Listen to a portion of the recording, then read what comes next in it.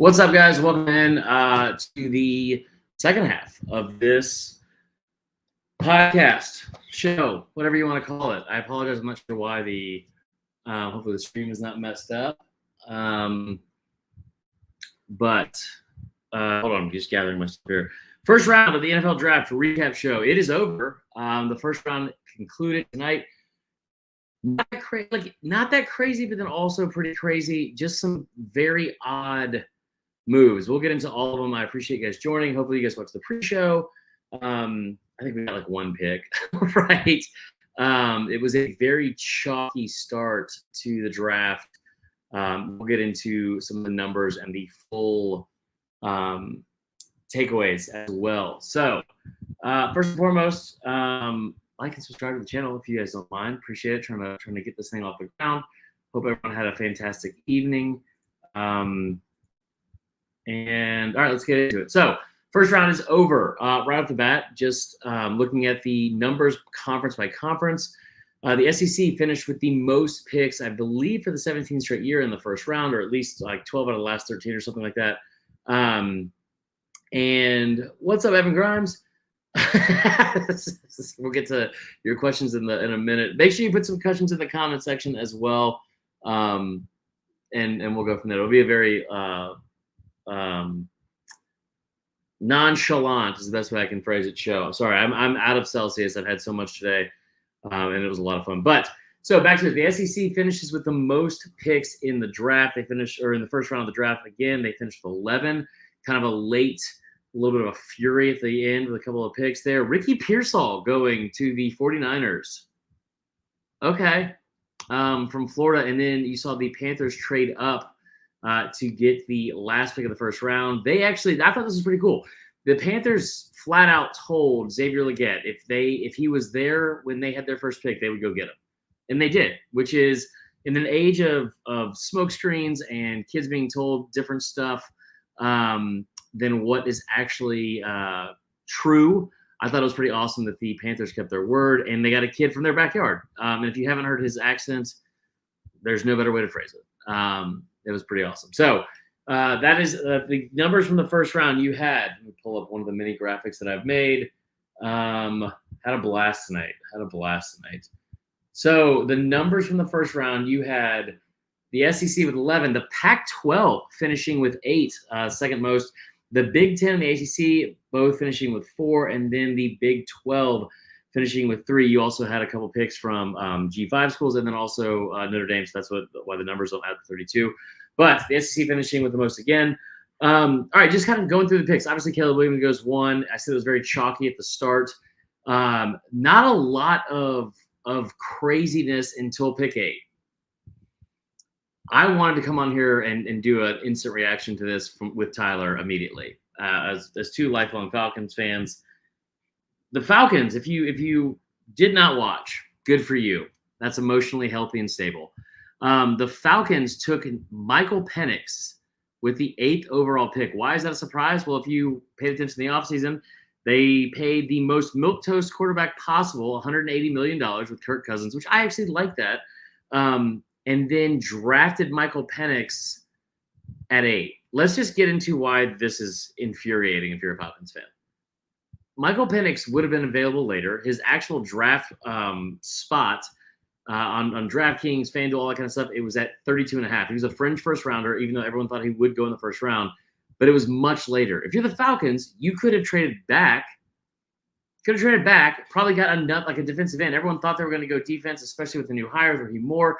And the fact that you finished dead last in the NFL in the last 3 years with total sacks with only 81, it seemed like it would make a lot of sense to go get Latu or Dallas Turner. You could have gotten both those guys if you traded back. You didn't. You went and got Michael Penix. The weird part about this, on top of all the things I just said, is the fact that they didn't tell Kirk Cousins until they were on the clock. I fully understand you want to, anonymity or secrecy or what the fuck ever. But not telling Cousins until you're on the clock after you just paid him $180 million, just very weird. Didn't love it. That was my first big takeaway. Obviously, that was just bizarre, very bizarre. After that, you saw some of the more notable picks coming out of there. You had J.J. McCarthy going 10th overall to the Vikings. You had 6 quarterbacks taken in the first 12 overall picks. It was the most, I think, in that many picks in the history of the draft, which is nuts. Other notable things that we talked about beforehand, kind of shocking. I think they went 23 overall or 23 total picks. 21 total picks in the first round without a cornerback being taken.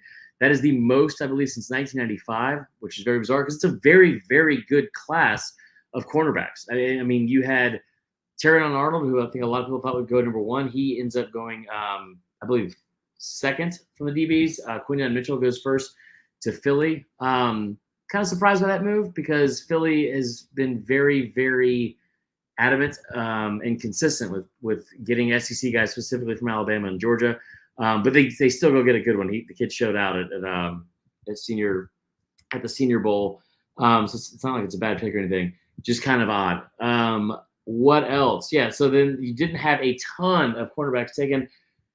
The Chiefs trade up to get Xavier Worthy. I felt like the moment Xavier Worthy ran a 4.21, that he was destined to go to Kansas City. Like it's not like they're still replacing Tyreek Hill because they've obviously won a Super Bowl without him, but you can't teach speed, which I thought was really awesome. Going back to some of the SEC stuff, I know a lot of our listeners are more SEC. Brian Harsin is in shambles. Going back to more of the SEC stuff, you had 3 LSU players drafted in the first round. You also had 2 receivers drafted in the first round. I thought it was funny. The wide receiver is definitely, I think, between them, Ohio State, and Bama. You could probably make an argument for any of them, but LSU coming with their 5th receiver that was drafted in the first 2 rounds in the last 5 years. Five different receivers drafted in the first 2 rounds over the last 5 years. Really, really impressive. It's the second time they've had 2 first rounders as well in the last 5 years. What's up, Mike? Can't believe the Bills did this to me. Yeah, so the Bills just kept weirdly trading back, but trading back in a way that was like,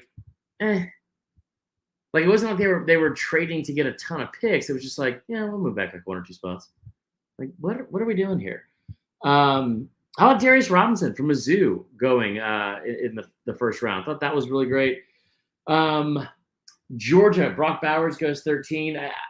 Listen, Brock Bowers could have been a top 5 pick from a talent standpoint, and he goes 13. I think if you're Georgia and Kirby Smart, you have some really cool selling points here. One, Brock Bowers is one of the most decorated tight ends in SEC and maybe college football history, especially over the last 25 years.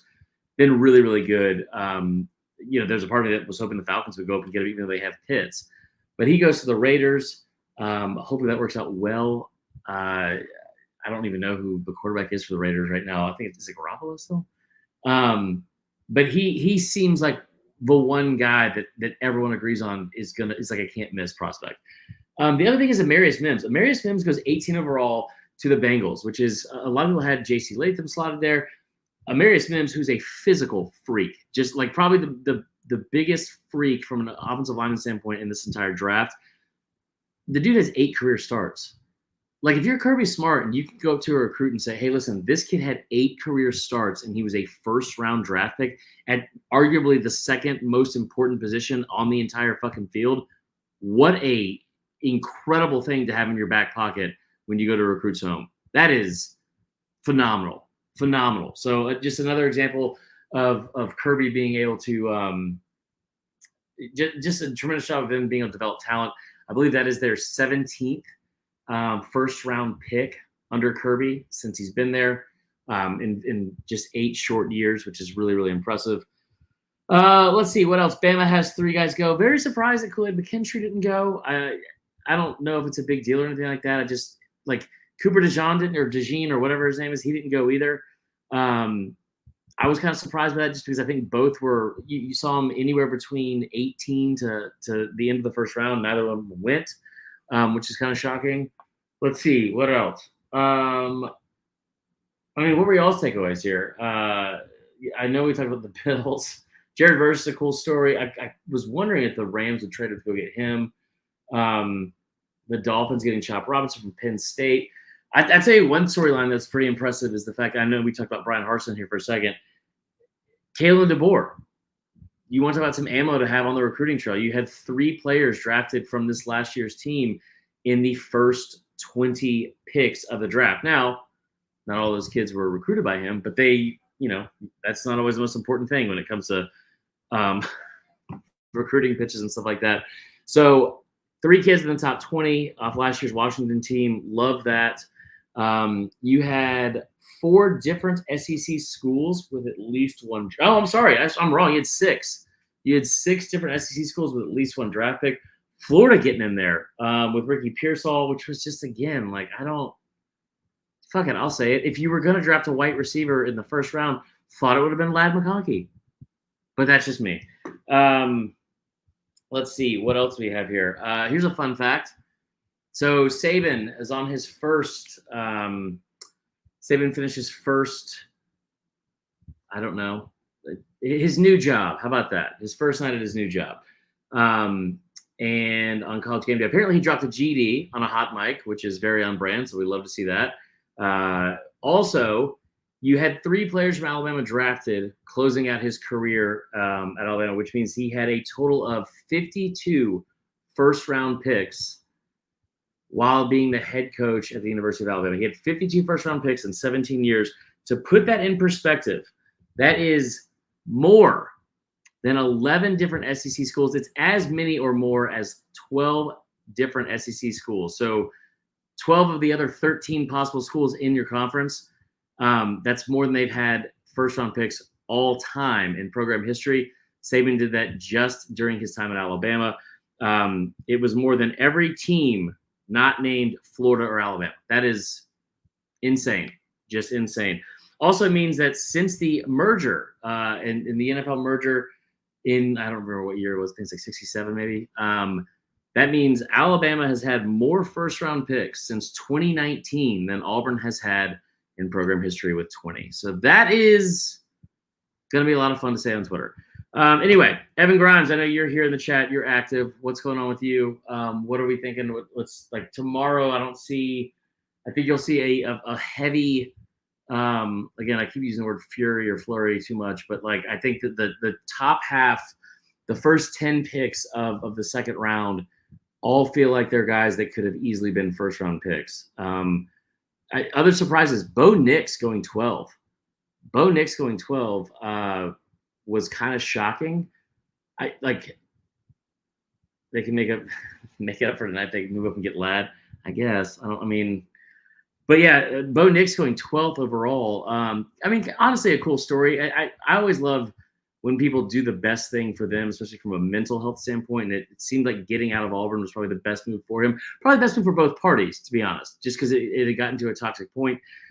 He goes to Oregon. Obviously, he's in a much different offense. I wouldn't even say that, not in a negative about Dan Lanning. I don't think Lanning, a defensive guy, is the one that developed Bo Nix into a first-round quarterback. But it's cool to see him have success there. Still a guy that had tremendous success at Auburn early on as well, as a true freshman starter. But he goes 12 overall to Denver. And again, you had 6 quarterbacks taken in the first round. Some names that are still on the board. A.D. Mitchell is a guy that I was kind of shocked at because I love Xavier Worthy. I love the fact that he ran a 4.21. You can't teach that, like I said. But A.D. Mitchell at 6'2", 205, you talk about 40 pounds heavier than Xavier Worthy, and it's a dude that ran a 4.35. I mean, my God. Like, I just – A.D. Mitchell checks every box for me on being a first-round pick. I was kind of shocked that he did not go first-round overall. Transfer QBs getting drafted in the first round. Yeah, which just seems to be the thing. I tell you what's cool about that. The transfer quarterback situation of them getting drafted. Evan says here in the chat, 4 out of the 6 QBs drafted in the first round were transfer QBs, right? Caleb Williams, obviously. I think it's, Jaden Daniels, and then Bo Nix, and then Michael Penix. Why I think that's really cool is because we're seeing so many stories now of these kids that, like the best example and the one that really felt like it started all. I know Baker Mayfield did his whole thing, but and Kyler Murray as well. But Joe Burrow was an afterthought. like Joe Burrow was an afterthought at Ohio State. You heard some of the stuff that Urban Meyer even said to him about, like, it's probably motivational more than anything, but how he wasn't good enough to play there, and he was probably just no better than a D2 quarterback, and then goes and has arguably the greatest single season in college football history at LSU. That's tremendous. And I love the fact that some of these kids are getting, life-changing opportunities, which sounds cliche, but it's not. That's insane. So 4 out of the 6 total quarterbacks, the only 2 that did not transfer were J.J. McCarthy and Drake May. Really, really cool stuff out of that as well. I appreciate that, Evan. That's a good point. Ghost Mike says, enjoyed Saban on the broadcast, laughed when he casually said he wanted to tamper with the Toledo kid. See, I didn't see that. I feel like I missed out on some of the broadcast that I should have been watching. Like Tyler was watching the NFL Network. I heard that might have been a better broadcast as well. I was just watching regular ESPN. I'm not sure if the college game day crew was on ESPN2 or what. But I missed the Saban hot mic, dropping the GD, all that good stuff. But that's pretty hysterical. Let's see what else we got here. We'll wrap it up here, and then we will, I guess, be back on Monday with a full recap as well. That'll be with Drew Butler and me. So the end of the first round, like I said, by the numbers again, you had the SEC finishing with the most picks for I don't know, 14, 15 straight year in the first round. Really, really impressive. Again, the fact that it was from 6 different schools is also still really, really impressive as well. Because for a while there, you had 8 picks and it was only from 3 different schools. So having 11 picks from 6 different schools kind of speaks volumes about what we already knew, and the SEC being so good and not just at one specific top-heavy school, or 1 or 2, I guess. Nick Saban ending his career, I guess, really finally here with some of the last stats you'll see, and him having, 52 first-round draft picks while at Alabama. Again, more than 12 of the other 13 schools in the SEC have had all time. Really tremendous stuff there. A kid from Duke getting drafted in the first round. Another Clemson DB getting drafted in the first round. A lot of cool stories. Texas back in the first round again, which is great. They had 2 guys go. And I'll tell you what, the last thing we'll close on it. Mizzou having more first-round picks than Oklahoma and Tennessee. You love to see it. I see them fight on Twitter every single day. So good for Mizzou having a little feather in the cap and a notch on your belt. All right, that is all. Tyler should get this up tomorrow. I hope you guys have a fantastic weekend. Enjoy the draft. Enjoy whatever else you're doing. And we will be back, like I said, on Monday night at 8:30 for the live show. It will be most likely with Drew Butler. And y'all have a tremendous evening. Thanks, guys.